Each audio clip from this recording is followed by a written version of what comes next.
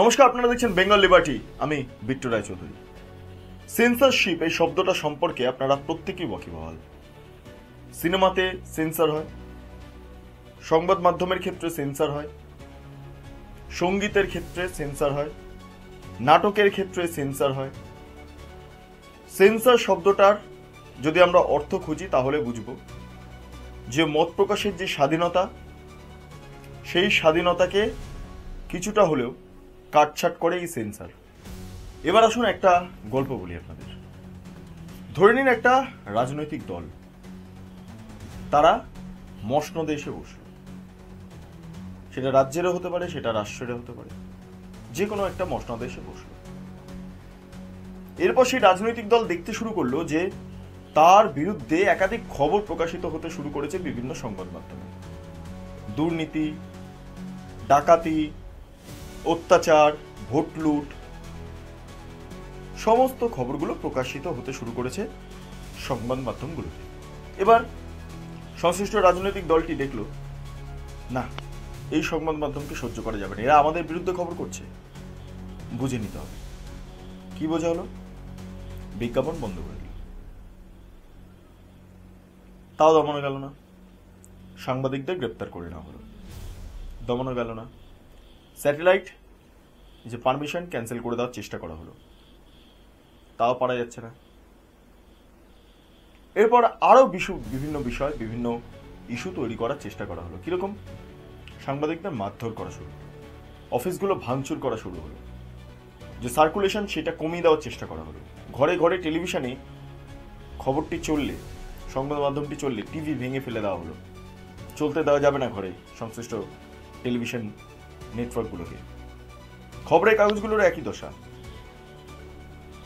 কোন খবর ছাপানো যাবে, কোন খবর ছাপানো যাবে না, সেই নিদান আসতে শুরু করলো। এরপর আমরা আরো কি দেখলাম? খবরের কাগজগুলো যখন ভেন্ডার দিচ্ছে, ভেন্ডারের কাছ থেকে জোর করে খবরের কাগজগুলো কেড়ে নিয়ে সেগুলোকে জ্বালিয়ে দেওয়া। এটাকে বলে সেন্সর পলিসির একটা অংশ। আমাদের ভারতবর্ষে যদি আমরা দেখি, জরুরি অবস্থার সময় সেন্সর পলিসি ভয়ঙ্কর ভূমিকা পালন করেছিল। তারপর সোভিয়েত ইউনিয়ন, একই দশা ছিল। মিখাইল গর্বাচেভ আসার আগে পর্যন্ত সময় সংবাদ মাধ্যমের স্বাধীনতাই ছিল না খবর করবে। নাজি জার্মানির ক্ষেত্রে একই বিষয়। আর এখনো পর্যন্ত বিভিন্ন দেশ, চীন, বিভিন্ন জায়গায় একই ঘটনা চলে আসছে। এবার আসি আমাদের রাজ্যের প্রসঙ্গে। প্রাক্তন তৃণমূল বিধায়ক তাপস রায়, তাকে একটা প্রশ্ন করেছিলাম, কারণ আমি বিধানসভার খবর কভার করতে গিয়ে তাপস রায় যখন তৃণমূলে ছিলেন তার একটা বাইট নেওয়ার চেষ্টা করেছি। তখন আমি একটি বেসরকারি সংবাদ মাধ্যমে কর্মরত এবং সংশ্লিষ্ট সংবাদ মাধ্যমটি অ্যান্টি এস্টাবলিশমেন্ট খবরে বিশেষ নজর দেয়। স্বাভাবিকভাবে এটা গণতান্ত্রিক একটা অধিকার যে সরকারের যে ভুলগুলো, সেই ভুলগুলোকে সামনে তুলে আনতে হবে। এই পরিস্থিতিতে দাঁড়িয়ে কোনো একটা ইস্যুকে কেন্দ্র করে সরাসরি আমি তাপস রায়কে প্রশ্ন করেছিলাম যে আপনি একটা বাইট দিন তো, এই ঘটনা ঘটেছে। কি ঘটনা আমার অ্যাকচুয়ালি মনে পড়ছে না, কিন্তু কোনো একটা ঘটনা যেটা তৃণমূলের পক্ষে ছিল না। তাপস রায় বললেন, তুই ওই টেলিভিশন নেটওয়ার্কের না? না, দেওয়া যাবে না। আজকে তাপস রায় বিজেপিতে। তিনি কার্যত ক্ষোভ পোষণ করে বিভিন্ন বিষয়ে ক্ষুব্ধ হয়ে ইতিমধ্যে বিজেপিতে যোগদান করেছেন। বলছেন তৃণমূলে কোনো সম্মান নেই, তৃণমূলে কিচ্ছু নেই, তৃণমূলে গণতন্ত্রটাই নেই। এই আবহে তাপস রায়কে আমি ওই কথাটা স্মরণ করিয়ে দিয়েছিলাম। তাপসদা, মনে আছে তোমার যেরকম একটা ঘটনা ঘটেছিল? কি উত্তর দিলেন তাপস রায়? শুনে নিন সরাসরি। তাপসদা, আমি ওই যখন একটি বেসরকারি মিডিয়াতে কাজ করতাম, সেই সময় দাঁড়িয়ে একটা বাইক নিতে গিয়েছিলাম। অ্যান্টি এস্টাবলিশমেন্ট চ্যানেল ছিল বলে তুমি বাইক দিলে না, তুমি বললে বারণ আছে।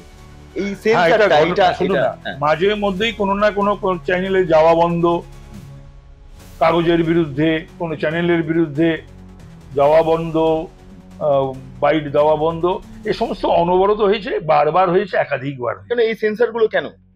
তার মানে হচ্ছে যে তৃণমূলের মতন করে সংবাদ মাধ্যমকে চলতে হবে, বলতে হবে, বাহবা দিতে হবে। না হলেও সঠিক খবর পরিবেশন করলে, লিখলে বা দেখালে পরে তো সুতরাং তৃণমূল লোক পাঠাবে না, যাবে না, হুম। বয়কট করবে, হুম। নিষেধ করে দেবে যে এই চ্যানেলে বাইট দিও না, এইসব। মানে এটা কি ফোন করে বলা হতো তোমাদের? হ্যাঁ, বলে দাও। এটা কোথা থেকে বলতো? কেমন স্ট্রিট না সেটা ওই যারা মিডিয়া দেখাশোনা করতো, যখন যেরকম দেখতো, আচ্ছা। যারা দেখতো তারা নিষেধ।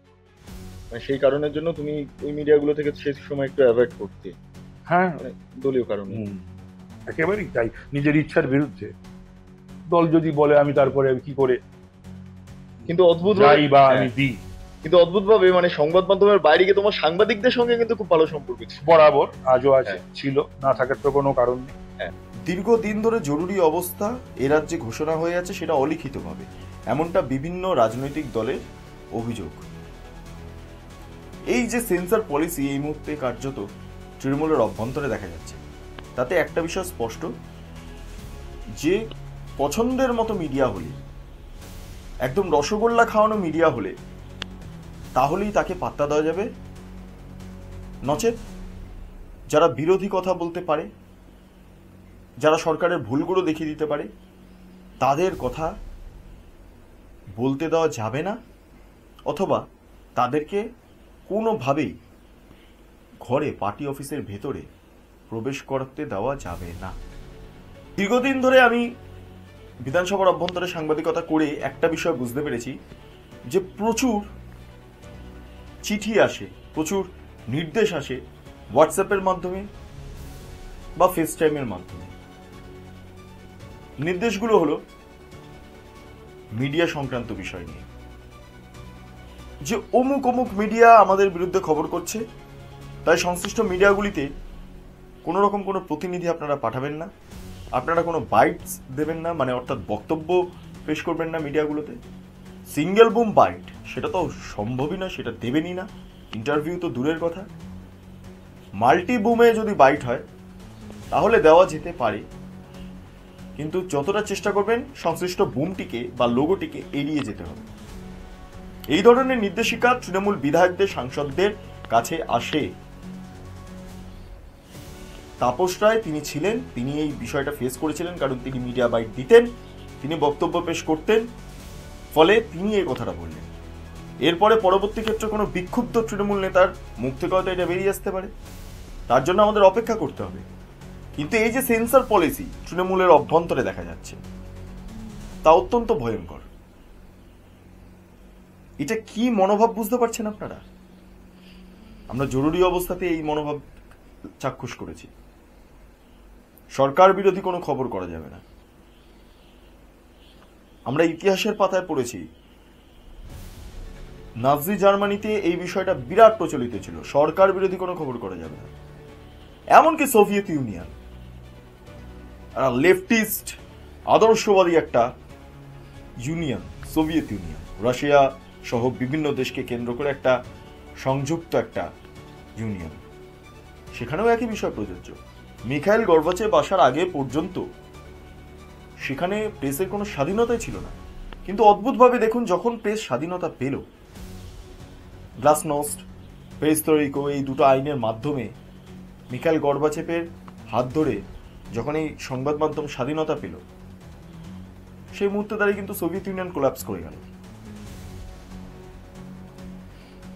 সাংবাদিকতার একটা বিরাট ইতিহাস রয়েছে, কনস্পিরেসি রয়েছে, ষড়যন্ত্র রয়েছে। কার্যত আমরা যারা পশ্চিমবঙ্গবাসী তারাও সেই ষড়যন্ত্রের শিকার। গণতন্ত্র নিয়ে বিভিন্ন প্রসঙ্গ উত্থাপিত হয়, কিন্তু বলা হয় সংবাদ মাধ্যম গণতন্ত্রের চতুর্থ স্তম্ভ। এক্ষেত্রে দাঁড়িয়ে কিছু সংবাদ মাধ্যম স্বাভাবিকভাবে কিছু বিজ্ঞাপনের লোভে বিক্রি হয়ে যাচ্ছে, কিছু সংবাদ মাধ্যম আবার বিরোধিতা করতে শুরু করেছে যে এরকম ভাবে কাজ করব না আমরা। তাই তারা স্বাধীনভাবে বেরিয়ে এসে সাংবাদিকতার যে মূলধারা সেটাকে বদলে দিতে চাইছে। তারা চাইছে স্বাধীন সাংবাদিকতা, যেরকম বেঙ্গল লিবার্টি এই মুহূর্তে করছে। আরেকটা অংশ আছে যারা সরকার বিরোধী খবর করছে, সরকারের ভুলগুলো তুলে ধরছে, তারা এই সেন্সরের শিকার, এবং স্বাধীন সাংবাদিকরাও সেন্সরের শিকার, কারণ ইতিমধ্যে বহু স্বাধীন সাংবাদিক তাদেরকে গ্রেপ্তার করা হয়েছে এ রাজ্যে। ফলে এই যে গণতন্ত্রের চতুর্থ স্তম্ভের ওপর যে আক্রমণটা, ডেমোক্রেসির ওপর যে আক্রমণটা, সেটা স্বাভাবিকভাবেই রাজ্যের প্রতিটা মানুষকে, দেশের প্রতিটা মানুষকে ভাবাচ্ছে। শুধু রাজ্যবাসী নয়, দেশবাসীকেও ভাবাচ্ছে। কারণ গোটা দেশ জুড়ে এরকম একাধিক প্রেক্ষাপট তৈরি হয়েছে। গৌরী লঙ্কেশ হত্যা থেকে শুরু করে বিভিন্ন ঘটনা আমরা সামনে দেখেছি। সাংবাদিকদের উপর আক্রমণ, অত্যন্ত ঘৃণ্য অপরাধ, তাদেরকে খুন পর্যন্ত করে দেওয়া হচ্ছে। ফলে এই আবহে দাঁড়িয়ে আপনারা ভাবার প্র্যাকটিস করুন। এই সেন্সর পলিসির বিরুদ্ধে কি আপনারা যাবেন কি যাবেন না, আপনারা কি ভাবছেন না সেটা জানান কমেন্টে। এবং দেখতে থাকুন বেঙ্গল লিবার্টি। চ্যানেলটি লাইক করবেন, সাবস্ক্রাইব করবেন, শেয়ার করবেন, বেল আইকন ক্লিক করতে ভুলবেন না। এবং একটা অনুরোধ, আমি বিভিন্ন সময় লাইভে আসি। আপনারা চাইলে এই যে অর্গানাইজেশন আমি শুরু করেছি বেঙ্গল লিবার্টি, এই অর্গানাইজেশনটাকে চালাতে বিস্তর অর্থের প্রয়োজন রয়েছে। কিছু অনুদান যদি করেন আপনারা, সুপার চ্যাটের মাধ্যমে হোক বা অন্যান্য ভাবে হোক, যদি কিছু অনুদান আপনারা করেন, তার প্রেক্ষিতে দাঁড়িয়ে আমি এই চ্যানেলটিকে আরও এগিয়ে নিয়ে যেতে সাহস পাবো, আমার রক্ত গরম হবে, আরও সত্যি কথা আমি বলার জন্য বদ্ধপরিকর। শুধু আপনাদের সাহায্য দরকার। আপনারা সঙ্গে থাকুন, দেখতে থাকুন বেঙ্গল লিবার্টি। অসংখ্য ধন্যবাদ।